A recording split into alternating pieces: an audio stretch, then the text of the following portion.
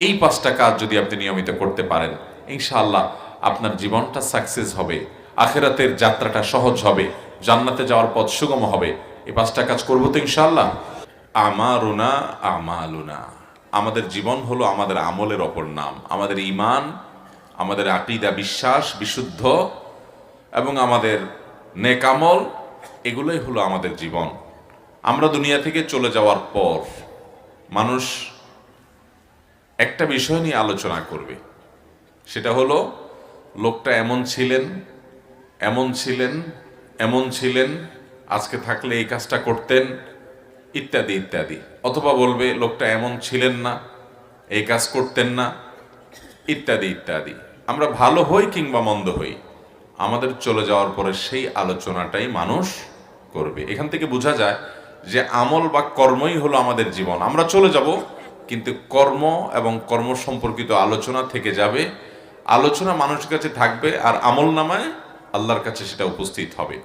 অতএব আমাদের এই পুরো জীবনের প্রতিটা সময়কে আমরা কাজে লাগিয়ে আমলি জীবন গড়ব তো ইনশাআল্লাহ। আমাদের ঈমানটাকে বিশুদ্ধ করব, 5 ওয়াক্ত সালাতকে সুন্দর মতো সময় মতো আদায় করব। ভাইরা আমার, আমরা অনেকে সালাতে অবহেলা করি, অনেকে আমরা নামাজের ত্রুটি করি। অথচ নামাজ যে ব্যক্তি গাফলতি করে নামাজ নিয়ে, এক ওয়াক্ত পড়ে আর এক ওয়াক্ত পড়ে না, মনে চাইলো পড়ে না, জুমার দিন পড়ে অন্য দিন পড়ে না, মাগরিব এশা পড়ে ফজর পড়ে না, অথবা খেয়াল খুশি মতো পড়ে, কিংবা পড়ে তো জামাতের সাথে পুরুষ মানুষ পড়ে না, তাড়াহুড়া করে পড়ে, হক আদায় করে পড়ে না, সুন্দরভাবে পড়ে না, সুনান মুস্তাহাব্বাত সহকারে আদায় করে না। ভাইরা আমার,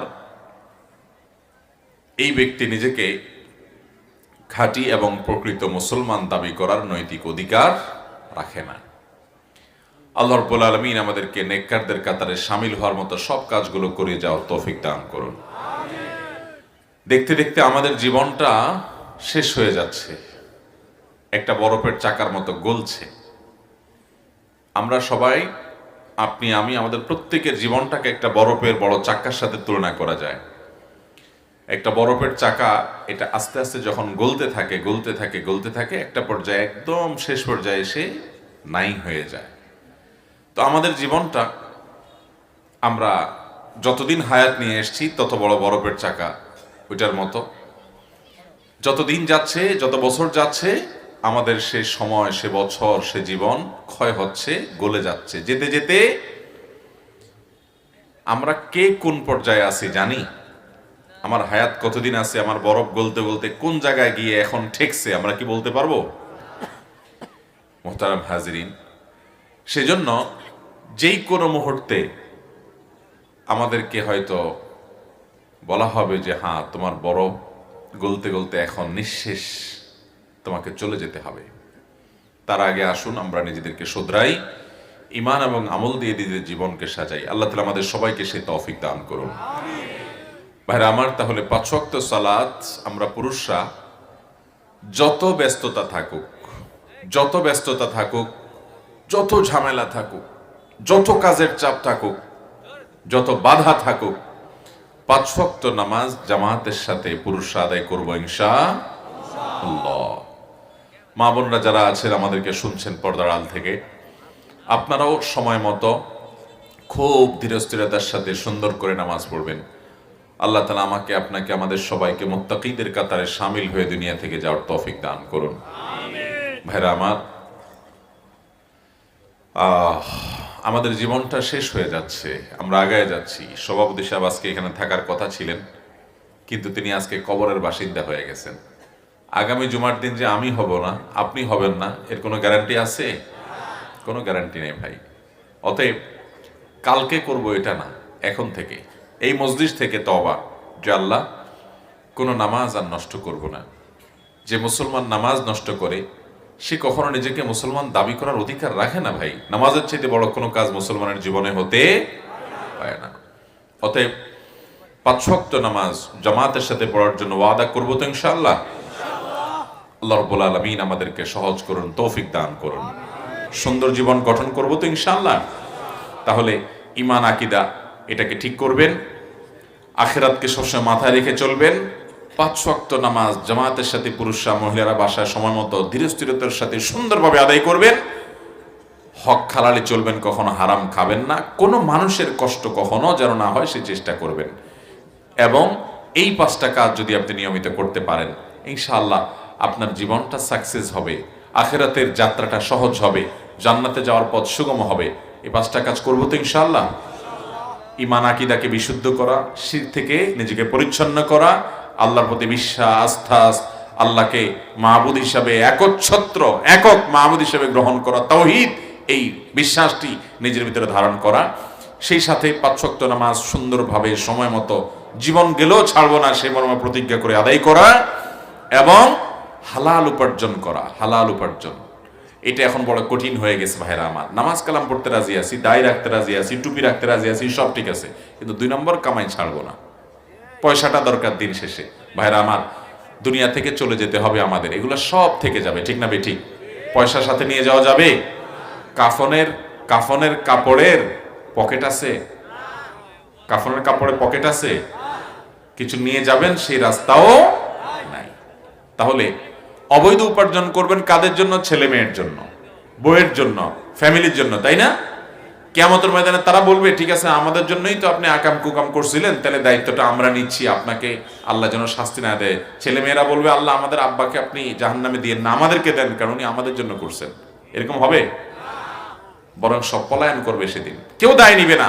তো আল্লাহর জমিনের সবচেয়ে নির্বোধ সে যে যার জন্য চুরি করবে, সে জানে সে নিজে আমার চুরির দায় বহন করবে না, আমাকেই বহন করতে হবে। এর চেয়ে নির্বোধ আরেকজন আছে? এর চেয়ে বড় কথা হলো ভাইরা আমার, ফ্যামিলির জন্য আর সন্তানের জন্য 2 নম্বর পথে কামাই করবেন, সুদ ঘুষ 2 নম্বরই বিভিন্ন পথে উপার্জন করবেন। ভালো করে শুনে রাখেন, এই ফ্যামিলি আপনার সন্তানকে টাকা দিয়ে আপনি কখনো ধনী বানাতে পারবেন?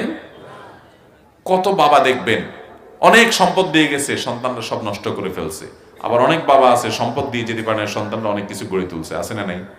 অতএব সন্তানকে সম্পদ নয়, তাকে মনুষ্যত্ব দিয়ে যান, মানবিকতা দিয়ে যান, মানুষ বানায় যান, মুসলমান বানায় যান, মুত্তাকি বানায় যান, নামাজি বানায় যান, শিক্ষিত বানায় যান, বিবেচক বানায় যান। তাহলে দেখবেন এই সন্তান বহু সম্পদের জন্ম দিবে ইনশাআল্লাহ। এই জন্য সম্পদ নয়, তাদেরকে মনুষ্যত্ব দিয়ে যান। চেষ্টা করবো তো ইনশাআল্লাহ।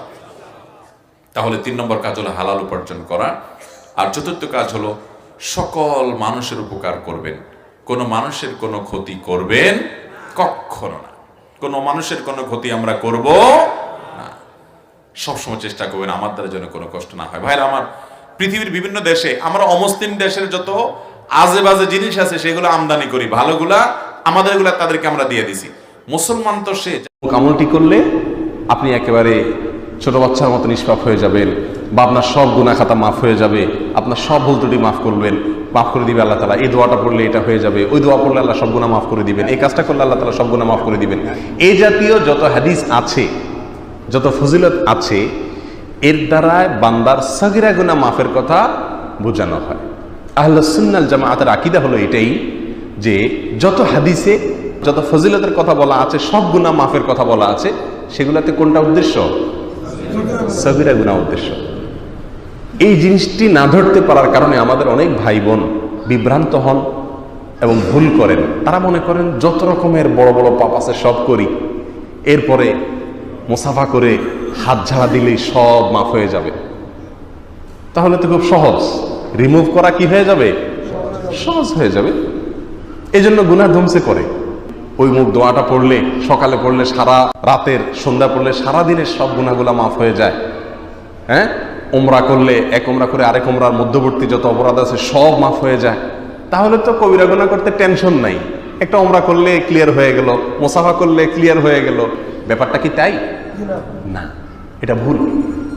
এটা আমরা অনেকেই জানি না, আমাদের অনেক কাছে জিনিসটা পরিষ্কার না। যত হাদিসে সকল গুনাহ মাফের কথা বলা হয়েছে এ জাতীয়, সেগুলাতে সগীরা গুনার কথা বলা হয়েছে। ছোট ছোট গুনাহ যেগুলা, সেগুলা মাফ হয়ে যায় এই সমস্ত আমলের মাধ্যমে। কবিরা গুনাহ, হারাম, এই কাজে যদি কেউ লিপ্ত হয়, তাহলে সেটা মাপের একমাত্র রাস্তা হলো তওবা করা। একমাত্র রাস্তা হলো কি করা? তওবা করা। আল্লাহর কাছে লজ্জিত হয়ে ক্ষমা চেয়ে সেই কাজ আর না করার ব্যাপারে প্রতিজ্ঞা করা, এটাই হলো তওবা, ফিরে আসা।